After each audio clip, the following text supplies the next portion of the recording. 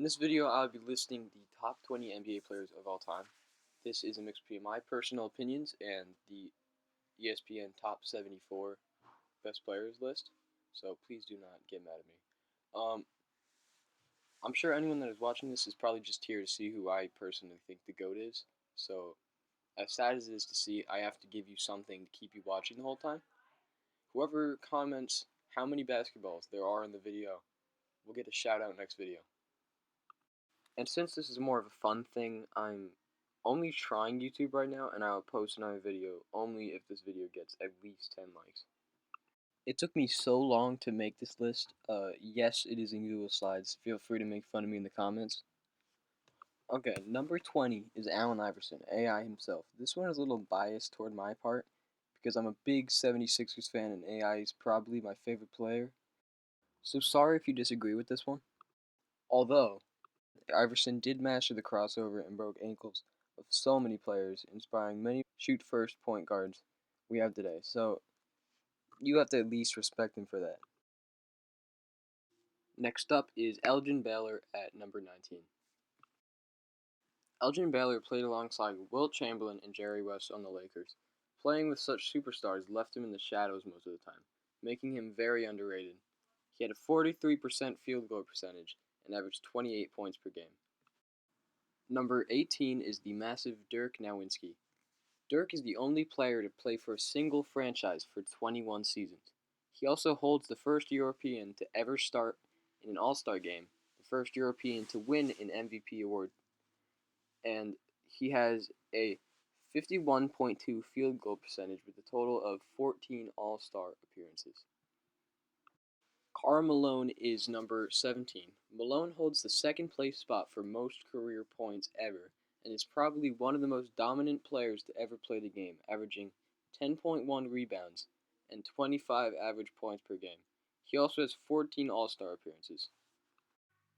Number 16 is David Robinson. Playing alongside Tim Duncan, Robinson led his team in scoring 46 times and rebounding 61 times. He was a 10-time All-Star, averaging 21.1 points per game, though he definitely wasn't the best player on the Spurs. Number 15 is Kevin Garnett, averaging 17.8 points per game with 15 All-Star appearances.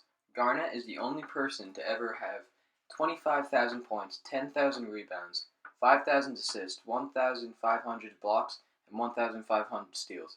He is definitely one of the most dominant players to ever play the game. Number 14, we have the logo himself, Jerry West. I feel Jerry West is a bit more overrated because of the NBA using him for the logo. He still had some great skill on the court, averaging 46.1 points during a playoff season, the highest average held by one player. At number 13, we have Dr. J, Julius Erving. Dr. J was probably one of the most entertaining players ever. He had 16 All-Star appearances and averaged 24.2 points per game. Some people believe that Moses Malone was the best 76ers player, but I truly believe Wilt, Dr. J, and Allen Iverson were better. Shaq is at number 12, being an unstoppable big man, averaging 10.9 rebounds and 23.7 points per game. Shaq is probably one of the more known players for people that don't actually watch the sport, because of his funny personality, his multiple TV appearances. While making this, one of my friends told me that he believes that Shaq is better than Kobe. This is something I've heard multiple times, but I completely believe that Kobe has always been the better player, and his legacy is just super hard to compare to. Oscar Robertson is number 11, another very unknown and underrated player.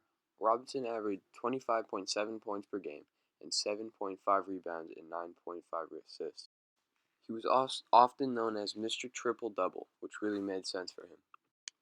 If you made it to this part of the video, which you probably didn't, I'd just like to say that we're at top 10.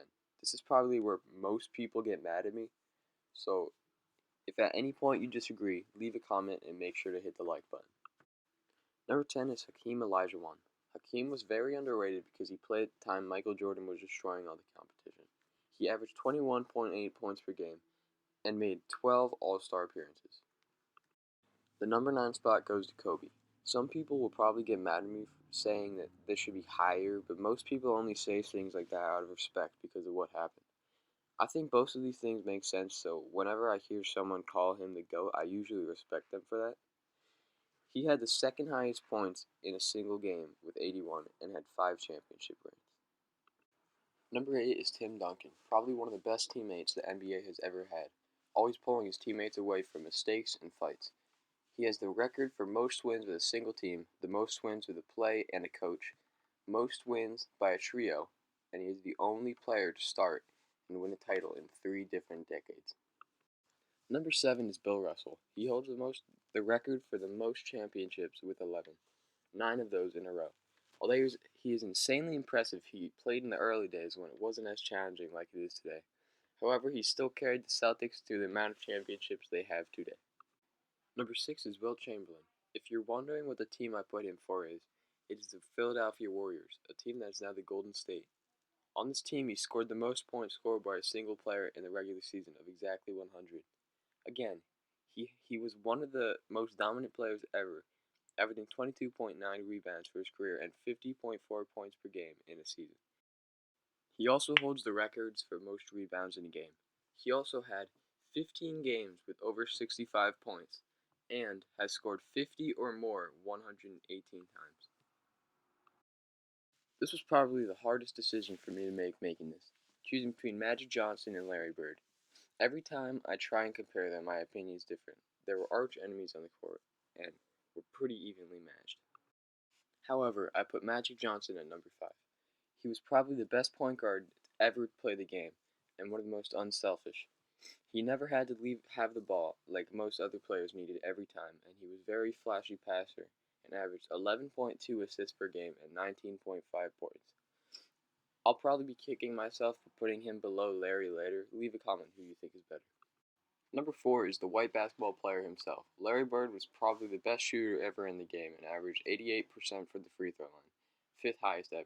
He averaged 24.3 points per game, 10 rebounds, and 6.3 assists. Number 3 is Kareem Abdul-Jabbar. He was probably the most underrated player ever. People weren't as interested in him because he was never as flashy as the rest of the league at the time, and just got the job done. His 7'2" self was pretty dominant on the court with the highest ever career points. He averaged 24.6 points per game and 11.2 rebounds and 3.6 assists. If you ever hear someone say that this is the person they believe is the GOAT, it means they're a diehard NBA fan for sure. This is it. This is probably where I get the most hate. I know most people have the same GOAT opinions, so maybe not that much, but LeBron and Michael Jordan are probably the most debated players in the NBA community. And if it's not the person you think it is, I ask you to please let me explain why first. Okay, at number 2, I completely believe LeBron James is here, meaning MJ is number 1. Again, before the angry comments happen, let me explain. On the screen are the two players' stats through their careers.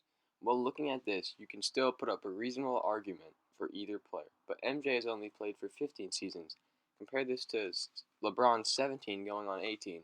That's like saying Vince Carter is a better three-point shooter because he made more in his 22-season career than Kobe did in his 20. MJ, before going to the Wizards, was driven out because he didn't want to go through a rebuild and lose his head coach, Phil Jackson. If you can compare this to stats, at both 15 seasons, MJ is easily the better player. If you're still not convinced, I suggest you watch the show The Last Dance. It expands more on MJ's legacy and is pretty interesting. In 1984, when MJ got drafted, people didn't expect much from Jordan being a 6'6" rookie, but he proved the world wrong when he won in 1991. And then he did it again, and again, and again, and again, and again. If you enjoyed this, please subscribe and leave a like. I will not be posting again if this video gets at least 10 likes. It's not a lot, but it is because of my first video. Sorry, and